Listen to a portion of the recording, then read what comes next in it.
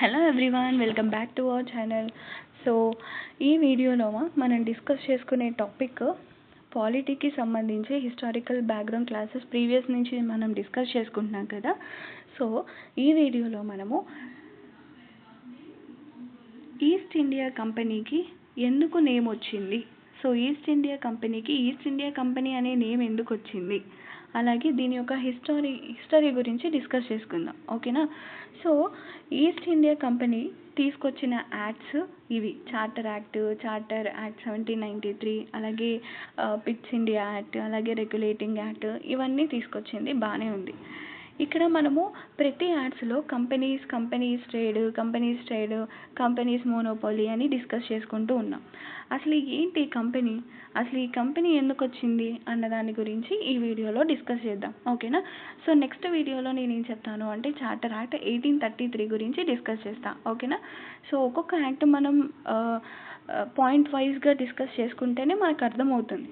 So ఎలా పడితే అలా చెప్తే ఏది ఉండదు, అన్నీ మర్చిపోతాం. సో అందుకే నేను ఒక్కొక్కటి చెప్తున్నాను అనమాట. ఓకేనా.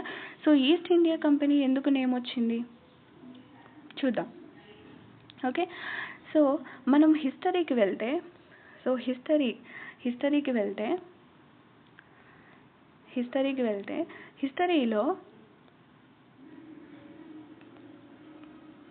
హిస్టరీలో మనకేంటి అంటే స్టార్టింగ్లో అడ్వెంట్ ఆఫ్ యూరోపియన్స్ అనే చాప్టర్ ఉంటుంది అనమాట.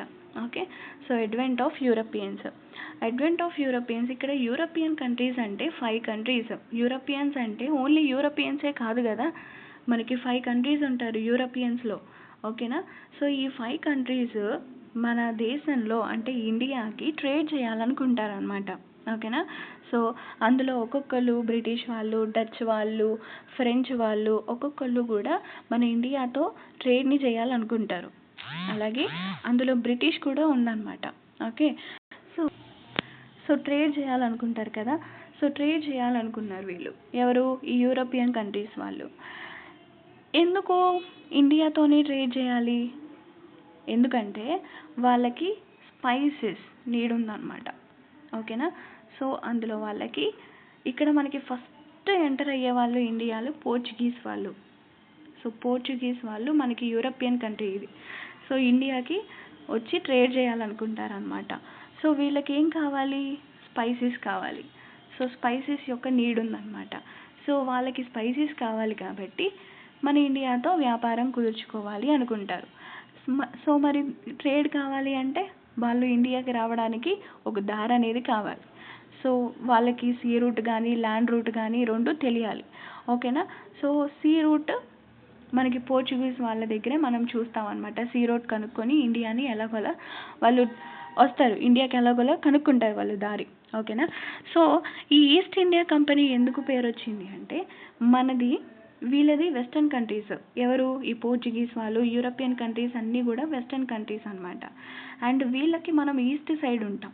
ఓకేనా. మన ఇండియా అనేది ఈస్ట్ సైడ్ ఉంటుంది. ఓకే. సో వీళ్ళు మనకి వెస్ట్ సైడ్ ఉంటారు. సో వాళ్ళు ఎక్కడ ట్రేడ్ చేయాలనుకుంటున్నారు, ఇండియాలో ట్రేడ్ చేయాలనుకుంటున్నారు. సో వాళ్ళకి మనం ఎటువైపు వస్తాం, వాళ్ళకి మనము ఈస్ట్ సైడ్ వస్తాం. సో అందుకనే వాళ్ళు ఈస్ట్ ఇండియా కంపెనీ అనేది పెట్టారనమాట. వాళ్ళు కంపెనీస్ని డెవలప్ చేయాలనుకుంటారు, ట్రేడ్ చేయాలనుకుంటారు. అంటే ఇప్పుడు ఇక్కడ కొనుక్కున్న అన్నీ తీసుకెళ్ళి అక్కడ అమ్ముకోలేరు కదా. సో ప్రతిసారి ట్రావెల్ చేయలేరు కదా, అటు నుంచి ఇటు ఇటు నుంచి అటు. సో ట్రావెల్ చేయలేరు కాబట్టి వాళ్ళు ఇండియాలోనే కంపెనీ పెట్టి స్టార్ట్ చేయాలనుకుంటారనమాట. ఎవరు, ఈ యూరోపియన్ కంట్రీస్ వాళ్ళు. ఓకే. అర్థమవుతుందా. ఈ యూరోపియన్ కంట్రీస్ వాళ్ళు ఇండియాలోనే ఒక కంపెనీ పెట్టి, సో ఆ కంపెనీ బాధ్యతలు వేరే వాళ్ళకి అప్పగించి వీళ్ళు వాళ్ళ కంట్రీలో వాళ్ళు బిజినెస్ చేసుకుంటారు. బట్ కంపెనీని ఇక్కడ పెట్టి వేరే వాళ్ళకి ఇస్తారనమాట. ఓకే. సో వాళ్ళని చూసుకోమని హెడ్కి ఇస్తారనమాట. సో అలాగా ఒక కంపెనీని పెట్టాలని అనుకుంటారు ఎవరు, యూరోపియన్ కంట్రీస్ వాళ్ళు ట్రేడ్ చేయాలనుకుంటారు ఇండియాతో. సో అందుకు గాను వీళ్ళు పెట్టింది పేరు ఏంటి అంటే ఈస్ట్ ఇండియా కంపెనీ అంటాం. ఓకేనా. సో ఎందుకు, వీళ్ళకి మనం ఈస్ట్ సైడ్ ఉంటాం కాబట్టి ఈస్ట్ ఇండియా కంపెనీ అని పేరు పెట్టారు. ఓకేనా. సో ఇది మనకి హిస్టరీ, ఎందుకు ఈస్ట్ ఇండియా కంపెనీ అనే నేమ్ వచ్చింది. ఓకే.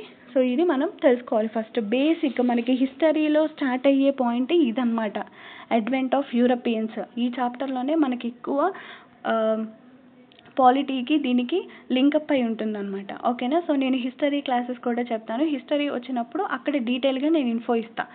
ఓకే. ఇది మనకి బేసిక్ కాబట్టి సో ఈస్ట్ ఇండియా కంపెనీ అని ఎందుకు అంటున్నాము అనే ఒక ఐడియా మీకు ఉండాలి కాబట్టి సో అందుకు గాను నేను ఈ వీడియోలో ఈస్ట్ ఇండియా కంపెనీ గురించి చెప్పాను. ఓకేనా. సో మనం గుర్తుపెట్టుకోవాలి ఏంటి, ఈస్ట్ ఇండియా కంపెనీ ఇలా మనకు వాళ్ళు ట్రేడ్ చేశారు కాబట్టి డిఫరెంట్ పాలసీస్ని తీసుకొచ్చారు అండ్ డిఫరెంట్ అడ్మినిస్ట్రేషన్స్ని తీసుకొచ్చారు అండ్ అలాగే వాళ్ళ రూల్స్ని తీసుకొచ్చారు. ఇవన్నీ కూడా మనము ఈ డిఫరెంట్ యాడ్స్లో చూస్తామన్నమాట. సో వాళ్ళ ఎగ్జిస్టెన్స్ ఉంది అని తెలియజేయడానికి. ఓకే.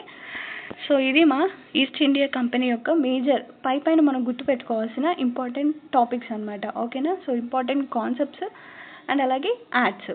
ఓకే. సో నెక్స్ట్ వీడియోలో నేను చార్టర్ యాక్ట్ 1833 గురించి డిస్కస్ చేస్తాను. ఓకేనా. సో ప్రీవియస్ వీడియోలో నేను యాక్ట్ 13 గురించి డిస్కస్ చేశాను. ఇది ఏంటి అంటే మనకు కంపెనీస్ రూల్ అనేది 20 years పాటు ఎక్స్టెండ్ చేశారు అండ్ అలాగే ఎడ్యుకేషన్ని ఇంప్లిమెంట్ చేశారు అండ్ అలాగే మిషనరీస్ని ప్రమోట్ చేశారు. అంటే ఏంటి, రిలీజియస్ ప్రోజలటైజేషన్ని ఇంప్రూవ్ చేశారంటే మత మార్పిడి విధానాన్ని తీసుకొచ్చారనమాట. ఓకేనా. సో ఇది మా ఇవాల్టి వీడియో. నెక్స్ట్ వీడియోలో చార్టర్ యాక్ట్ 1833 గురించి డిస్కస్ చేసుకుందాం. ఓకేనా. So thank you for watching. Take care. Bye.